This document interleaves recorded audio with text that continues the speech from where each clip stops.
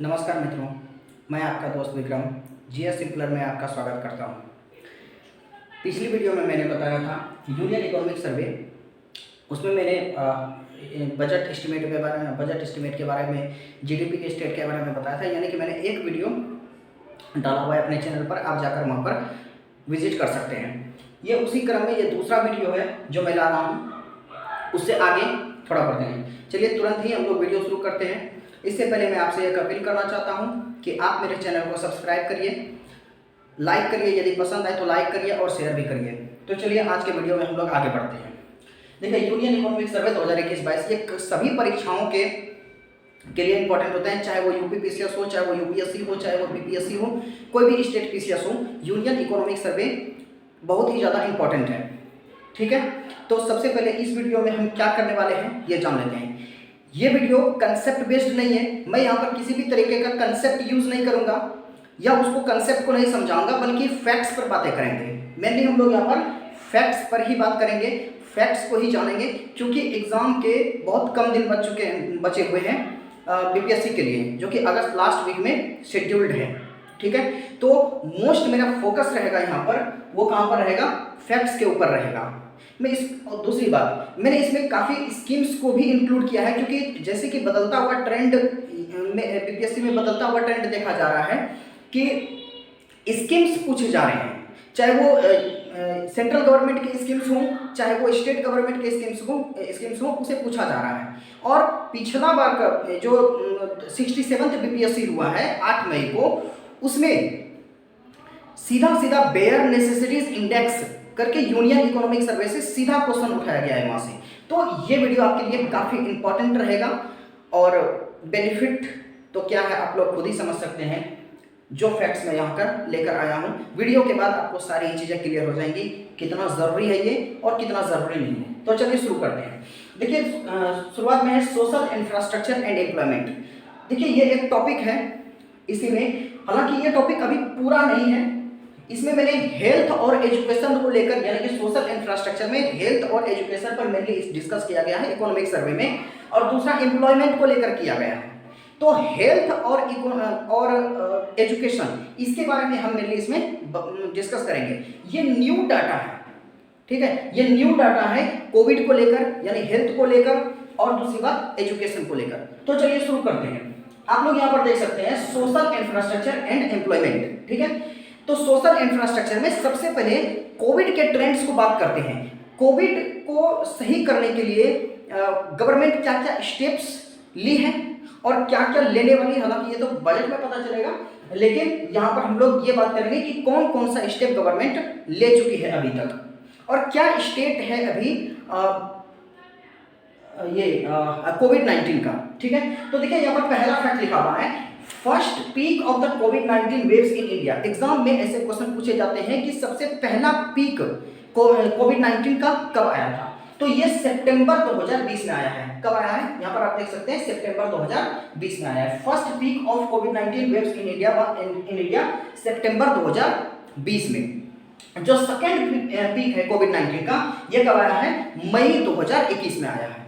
कब, मई 2021 में। आप लोग याद रखेंगे, ये दोनों इफेक्ट्स काफी इंपॉर्टेंट हैं, क्योंकि क्वेश्चन बीपीएससी में अगर देखा जाए तो 67 जो 8 मई को हुआ है, इसमें 2019 का भी पूछा गया है, 2020 का भी क्वेश्चन पूछा गया है, 2021 का भी पूछा गया है।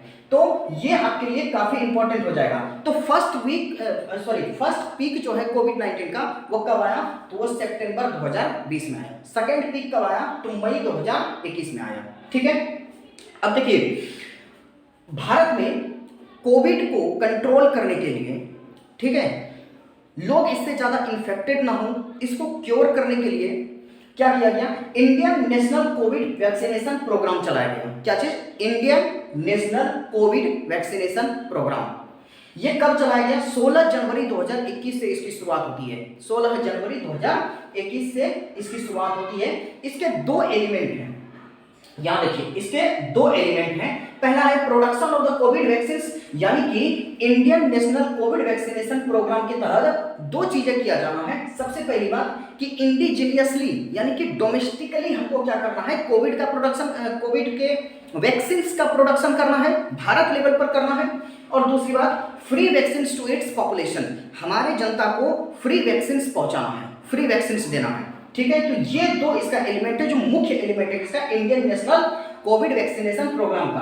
कब शुरू हुआ था ये? 16 जनवरी 2021 को शुरू हुआ था ये। ठीक है, यूनियन बजट 2021-22 में, देखिए मैं बात कर रहा हूं यूनियन बजट जो आया था 2021-22 में, उसमें कोविड से लड़ने के लिए, कोविड वैक्सीनेशन प्रोग्राम के लिए कितना पैसा एलोकेट किया गया था? ये 35,000 करोड़ रुपया, यहां देखिए मैंने लिख रखा है 35,000 करोड़ रुपया इसमें एलोकेट किया गया था 2021 के बजट में। किस चीज के लिए? कोविड वैक्सीनेशन प्रोग्राम के लिए। ठीक है, जो कि कब शुरू हुआ था? 16 जनवरी 2021 में। 16 जनवरी 2021 से लेकर 16 जनवरी 2022 तक, ये पूरे एक साल के दरमियान में कितने वैक्सीन अभी तक दिए जा चुके हैं? तो यहां पर आप ध्यान से देखिए 156.76 करोड़ वैक्सीन अभी तक लगाए जा चुके हैं, दोनों डोज मिलाकर, फर्स्ट डोज और सेकंड डोज दोनों मिलाकर 156.76 करोड़ अभी तक लगाए जा चुके हैं। ठीक है, कब से कब तक? एक साल के दरमियान में, यानी कि 16 जनवरी 2021 से 16 जनवरी 2022 तक 156.76 करोड़ वैक्सीन लगाए जा चुके हैं। अब गवर्नमेंट ने कोविड वैक्सीनेशन के लिए कौन कौन से स्ट्रेटेजी को अपनाया? अब कोविड वैक्सीनेशन स्ट्रेटेजी का क्या मतलब हो गया कि लोगों को कैसे पता चलेगा कि कितना वैक्सीन है, मुझे वैक्सीन कहाँ लगने वाला है, क्या ये जो वैक्सीन है ये सही है या ये गलत है, क्या इससे, जैसे कि एक रूमर फैला था को जो भी कोविड का वैक्सीन लेता है उसकी मृत्यु हो जाती है, जबकि ऐसा था नहीं, ये बस एक रूमर था। तो इन सब चीजों से गवर्नमेंट कैसे टैकल करी और कैसे हम इस संख्या तक यानी 156.76 करोड़ तक पहुंच पाए, तो आइए देखते हैं। पहला स्ट्रेटेजी अपनाया गया वैक्सीन हेजिटेंसी। देखिए इसमें कई सारे स्ट्रेटेजीज हैं, लेकिन मैं दो इंपॉर्टेंट लेकर आया हूं जो कि आपके एग्जाम पॉइंट ऑफ व्यू से काफी इंपॉर्टेंट होगा। ठीक है, तो वैक्सीन हेजिटेंसी, सबसे पहले समझिए ये वैक्सीन हेजिटेंसी होता क्या है। वैक्सीन को लेने के लिए हमारी जनता क्या है, हमारे लोग क्या है, वो हेजिटेट हैं, वो घबराए हुए हैं कि कैसे लूँ मैं ये वैक्सीन, क्योंकि बहुत सारी गलत चीज़ें फैल चुकी हैं, बहुत सारे मिसकंसेप्शंस फैल चुके हैं हमारे देश में कि कोविड का वैक्सीन लेने से मृत्यु हो जाती है, कोविड का वैक्सीन लेने से कोई फायदा नहीं है क्योंकि फिर से कोविड अटैक हो जाता है। दूसरे देशों में भी कोविड का वैक्सीन दिया गया, फिर भी वहां पर अभी भी संख्याएं बढ़ रही हैं। तो इन सब चीजों को टैकल करने के लिए क्या किया गया? देखिए ये यहाँ मैंने लिख रखा है कि misconceptions about the covid vaccine makes people hesitate about taking vaccine. ठीक है, तो इसको रिड्यूस करने के लिए गवर्नमेंट कुछ स्टेप्स फॉलो करती है। उसमें सबसे पहला स्टेप्स है awareness through the media channels. Media channels के थ्रू अवेयरनेस यानी जागरूकता फैलाई गई कि जो वैक्सीन है वो आपके लिए फायदेमंद है, उसमें किसी भी तरीके का कोई दिक्कत नहीं है। दूसरा, रेडियो जॉकीज का यूज किया गया अवेयरनेस को फैलाने के लिए। ठीक है, उसके बाद हर घर दस्तक कैंपेन चलाया गया। क्या चीज? हर घर दस्तक कैंपेन चलाया गया। कब? 3 नवंबर 2021 को, 3 नवंबर 2021 को, यानी 3 नवंबर 2021 को हर घर दस्तक कैंपेन चलाया गया। ठीक है, हर घर दस्तक कैंपेन में क्या होता था कि जैसे हमारे आशा वर्कर हो गए, हमारे फैसिलिटेटर हो गए, ये सभी घर तक पहुंचते थे, उसके घर में जा जाकर बोलते थे चलिए आपको वैक्सीन लेना है, उसको उसके फायदे समझाए जाते थे। ठीक है, तो हर घर दस्तक कैंपेन चलाया गया। कब? 3 नवंबर 2021 को, यानी कि इसमें गवर्नमेंट लोगों के दरवाजे तक पहुंचने का कोशिश किया। ठीक है, वैक्सीन, उसके बाद और कौन कौन से स्टेप्स लिए गए? वैक्सीनेशन टोली और प्रचार टोली बनाया गया। ये क्या चीज है? ये एक मोबाइल टीम्स है। ठीक है, मोबाइल टीम्स का मतलब क्या होता है? ये चलता फिरता टीम है, एक जगह से दूसरे जगह जाते रहेंगे और लोगों को कन्विंस करते रहेंगे कि आप वैक्सीन लें। ठीक है, तो कौन सा है? वैक्सीनेशन टोली और दूसरा प्रचार टोली। Mobile teams to administer vaccine to their beneficiary of their homes, यानी कि उसके घर में ही उसको वैक्सीन दिया जाना है। ठीक है, और दूसरा स्टेप कोविड वैक्सीनेशन स्ट्रेटजी में हम लोग क्या लिए हैं? टेक्नोलॉजी ड्राइवर, यानी कि किस किस टेक्नोलॉजी का यूज किया गया है? उनके बारे में बात करें तो सबसे पहले आप लोग सभी इस ऐप से अवगत होंगे, Aarogya Setu mobile app. Aarogya Setu mobile app क्यों निकाला गया था? ताकि लोगों को पता चल पाए कि हम किस प्रकार के कोविड एरिया में हैं। क्या हम रेड जोन में हैं, क्या हम इन्फेक्ट हो चुके हैं, क्या इन्फेक्ट होने की संभावना है। तो इस चीज से रिलेटेड कहां पर पता चलता था? आरोग्य सेतु मोबाइल ऐप पर प्रधानमंत्री ने हम सबों को ये मोबाइल ऐप डाउनलोड करने के लिए बोला था। और इसमें एक ट्रैकर था जो ये ट्रैक करता था कि किस तरीके का सिचुएशन है कोविड के इन्फेक्शंस को लेकर। ठीक है। दूसरा कोविन 2.0 यानी कोविन 2.0 एप्लीकेशन निकाला गया जो रियल टाइम वैक्सीनेशंस का अपडेट देती थी, जैसे कि मेरा सेंटर कहां पर पड़ा है, हम कहां पर वैक्सीन लगवा सकते हैं, क्या फर्स्ट डोज अभी अवेलेबल है या नहीं है, किसी को यदि सेकेंड डोज चाहिए तो क्या वो अवेलेबल है या नहीं है। तो इन सब का जानकारी मुझे कहां से मिलता था लोगों को? तो कोविन 2.0 एप्लीकेशन से मिलता था। अब हम लोग यहां पर देखते हैं कि कोविड-19 के खिलाफ गवर्नमेंट कौन कौन सा इनिशिएटिव्स ली है। तो कोविड-19 के खिलाफ गवर्नमेंट जो है सबसे पहला मेडिकल ऑक्सीजन प्लांट, डीआरडीओ ने 931 मेडिकल ऑक्सीजन प्लांट जो है 6 महीने के अंतर्गत बनाने की बात कही है। ठीक है, किसने? डीआरडीओ ने। इसको फंडिंग कहां से किया जाना है? तो पीएम केयर फंड से इसको फंडिंग किया जाना है। ठीक है। दूसरा oxy care system. Oxy care system मतलब क्या होता है कि क्या हम जैसे कि हम लोग देखे थे सेकेंड वेव में ऑक्सीजन की कमी हो रही थी। किस चीज की कमी हो रही थी? मुझे सबों को जो कोविड इन्फेक्टेड थे उसे ऑक्सीजन की कमी हो रही थी और हमारे देश में ऑक्सीजन की भी कमी थी। जब हम लोगों को पता है कि कई देशों ने हमारा मदद भी किया था किस चीज में? ऑक्सीजन पहुंचाने में। ठीक है, ऑक्सीजन सिलेंडर्स को पहुंचाने में। तो इसमें डीआरडीओ ने क्या किया है? ऑक्सी केयर सिस्टम के तहत SpO2 based oxygen cylinder controller को डिस्ट्रीब्यूट किया है मेडिकल कॉलेजेस में या इंस्टीट्यूट्स में, हेल्थ सेंटर पर, इन सब चीजों को पहुंचाया गया है। कौन सा? SpO2 based oxygen cylinder. ये आप लोग याद रखेंगे, SpO2 बेस्ड ऑक्सीजन सिलेंडर का यूज किया गया है, वो भी डीआरडीओ के द्वारा। ठीक है। उसके बाद एंटी कोविड ड्रग भी आया था और ये डीआरडीओ ने ही बनाया था, जिसका नाम था 2-डीऑक्सी डी ग्लूकोज, जिसे 2DG कहते थे हम लोग। ठीक है। ये किसके द्वारा बनाया गया था? ये तो ये डीआरडीओ के द्वारा बनाया गया था और इसमें हेल्प किया था किसने? डॉक्टर रेड्डीज लैब में, जिसका हेडक्वार्टर कहां पर है? हैदराबाद में है। तो ये सारे अपडेट थे आपके कोविड को लेकर। ये बिल्कुल न्यू डेटा है कोविड को लेकर। ठीक है। इससे क्वेश्चन एक ना एक अगर कोविड से आया तो इससे क्वेश्चन जरूर आएगा, क्योंकि अभी तक आप देख लीजिए एग्जाम में जितने भी एग्जाम हुए हैं कोविड को लेकर किसी भी तरीके का बहुत ज्यादा क्वेश्चन नहीं पूछा गया है। तो संभावना है कि ये सारे क्वेश्चन पूछे जा सकते हैं, इसमें से कोई भी एक फैक्ट उठाकर पूछा जा सकता है। ठीक है। तो अब बात करते हैं एजुकेशन पर। तो एजुकेशन पर आगे बढ़ने से पहले आप लोग ये जान लें कि एजुकेशन का 2020-21 का डेटा मेरे पास नहीं, इकोनॉमिक सर्वे में नहीं है। ये डेटा कब का है? 2019-20 का ही डेटा है। तो फर्दर एजुकेशन में कोविड का क्या इंपैक्ट पड़ा, इसके बारे में पक्का कोई पुख्ता जानकारी नहीं है कि जब सरकार ने स्कूलों को बंद किया था तो उसका बच्चों पर क्या प्रभाव पड़ा। इन सब चीजों को लेकर हमारे पास कोई भी डेटा नहीं है। 2020-21 का नहीं है, 2021-22 का नहीं है। ये अभी तक डेटा कहां तक का है? 2019-20 तक का ही है। तो इसमें हम लोग मेनली किसी भी तरीके का कुछ भी बात नहीं करने वाले हैं, क्योंकि ये बहुत पुराना डाटा है 2019-20 का। तो इसमें हम लोग मेनली क्या बात करेंगे, आप यहां पर देख सकते हैं। यहां पर हम जो बात करेंगे वो है major initiative for the students during the कोविड-19 पेंडेमिक। मतलब कोविड-19 का पेंडेमिक जब चल रहा था तो उस समय क्या क्या मेजर इनिशिएटिव्स लिए गए। ठीक है। तो क्या क्या मेजर इनिशिएटिव्स लिए गए? तो उस मेजर इनिशिएटिव्स में सबसे पहला क्या है? पीएम ई विद्या। ठीक है। पीएम ई विद्या इसे कब लॉन्च किया गया? तो इसे मई 2020 में लॉन्च किया गया। ठीक है। तो पीएम ई विद्या एग्जाम में बस इतना सा ही पूछा जाएगा कि पीएम ई विद्या को कब लॉन्च किया गया? तो यह मई 2020 में लॉन्च किया गया। देखिए यहां मैंने इसे लिखा है मई 2020 में।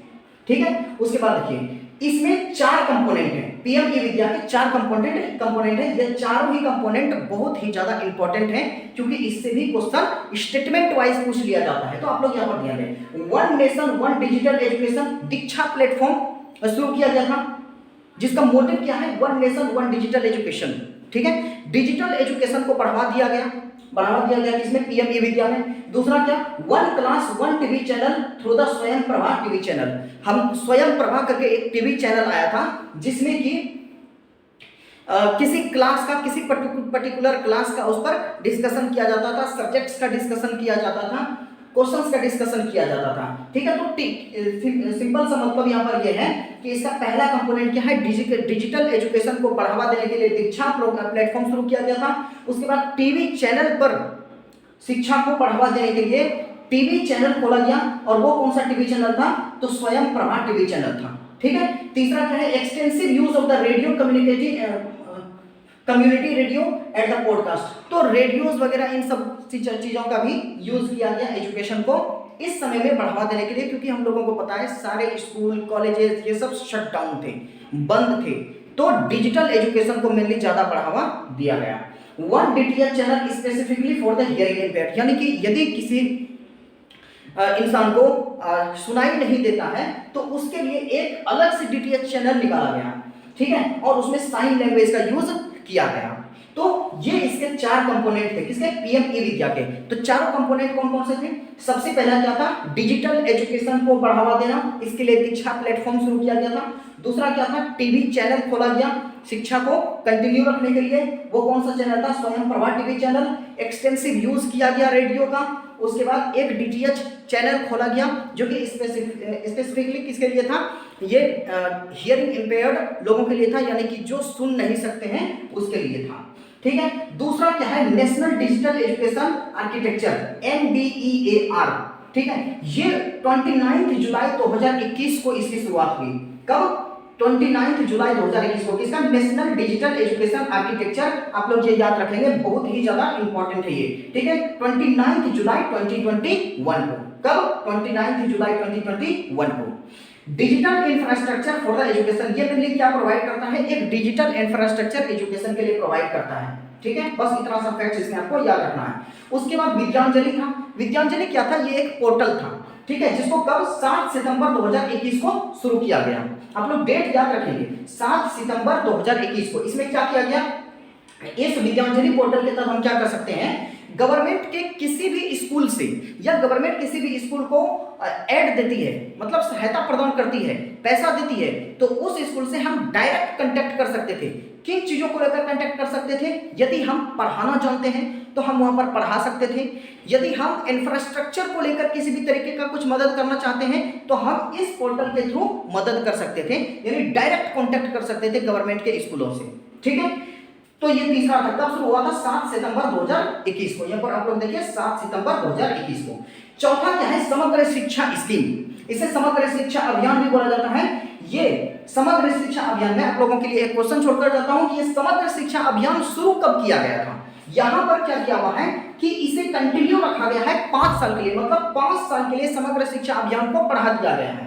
कब, 5 साल के लिए, तो कौन से 5 साल, यहां पर देखिए 2021-22 से लेकर ये 2025-26 तक। कब से कब तक, 2021-22 से लेकर 2025-26 तक समग्र शिक्षा अभियान को बढ़ा दिया गया है। मोस्ट इंपॉर्टेंट फैक्ट है ये आपके लिए, एग्जाम में डायरेक्ट क्वेश्चन आएगा कि समग्र शिक्षा अभियान को कितने सालों के लिए कंटिन्यू रखा गया है या तो एक्सटेंड किया गया है। तो ये 5 सालों के लिए कंटिन्यू रखा गया है। कब से कब तक, 2021-22 से लेकर 2025-26 तक। क्लियर है यहाँ तक। फिनेंशियल आउटले, मतलब इसमें कितना रुपए दिए गए हैं इस चीज को बढ़ाने के लिए, इस चीज को बढ़ावा देने के लिए, 5 साल के लिए कंटिन्यू रखने के लिए। तो इसको 2.94 लाख करोड़ रुपया दिया गया है। कितना, 2.94 करोड़ रुपया, यानी कि लगभग 3 लाख करोड़ रुपया दिया गया है। और ओवरऑल अगर देखें हम तो, ठीक है, कवरेज कितना है, कवरेज मतलब क्या हो गया इसमें कि बेनिफिशियरीज कौन होंगे इसमें, तो प्री स्कूल लेवल से लेकर क्लास 12 तक के विद्यार्थी होंगे, यानी कि टोटल कवरेज होगा। प्री स्कूल मतलब क्या हो गया, पहली क्लास से भी नीचे जो बच्चे होते हैं वहां से लेकर क्लास 12 तक के जो बच्चे हैं उस वहां तक समग्र शिक्षा अभियान स्कीम उसको कवर करता है। ठीक है, और ये किससे रिलेटेड है, यानी कि रिलेटेड टू कहने का मतलब हो गया कि कौन सा SDG है, यानी सस्टेनेबल डेवलपमेंट गोल, जिसको ये फुलफिल करती है या उसको इंप्लीमेंट करने का कोशिश करती है। कौन, समग्र शिक्षा अभियान। तो ये SDG 4 है। कौन है, SDG 4 है, और ये एजुकेशन से रिलेटेड है, यानी सस्टेनेबल डेवलपमेंट गोल का टारगेट 4 जो है ये टारगेट 4 को इंप्लीमेंट करने का कोशिश करता है कौन? समग्र शिक्षा अभियान। ठीक है, अब एक चला था निपुण भारत अभियान, कई एग्जाम में इस पर क्वेश्चन भी पूछे गए थे। निपुण भारत मिशन, इसको लॉन्च कब किया गया था? तो ये 5 जुलाई 2021 को इसको लॉन्च किया गया था। कब? 5 जुलाई 2021 को।